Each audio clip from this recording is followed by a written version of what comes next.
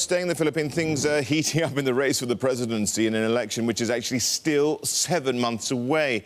More than 100 candidates have registered, including the current vice president and son of dictator Ferdinand Marcos. Let's get over to Manila. Bloomberg TV Philippines anchors JP Ong. JP, tell us about the field. It's got some rather interesting characters.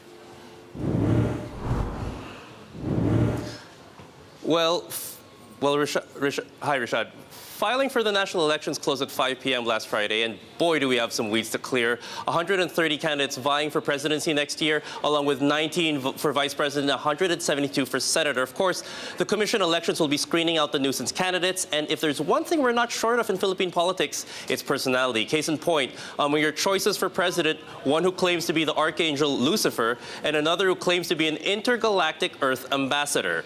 The long list doesn't come as a surprise. In 2010, 99 candidates filed for presidency, but only 9 were allowed to run. Right. Well, out of these 130 candidates, who are likely to be the front runners? All right.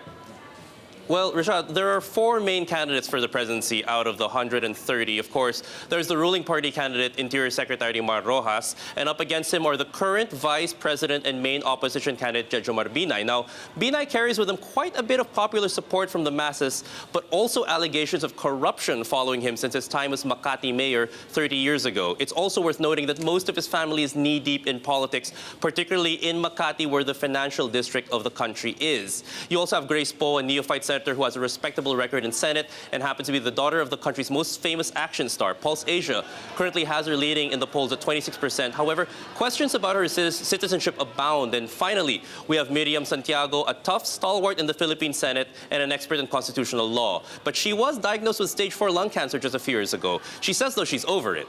Also notable, though, Miriam has Ferdinand Marcos Jr. as her running mate. And that's right, it's the namesake of the dictator Ferdinand Marcos, who ruled over the country from 1965 to 1986, particularly through the period of martial law. Rashad?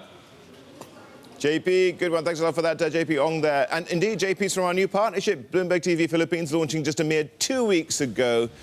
Viewers in the Philippines can watch on Signal, channels 8 and 127.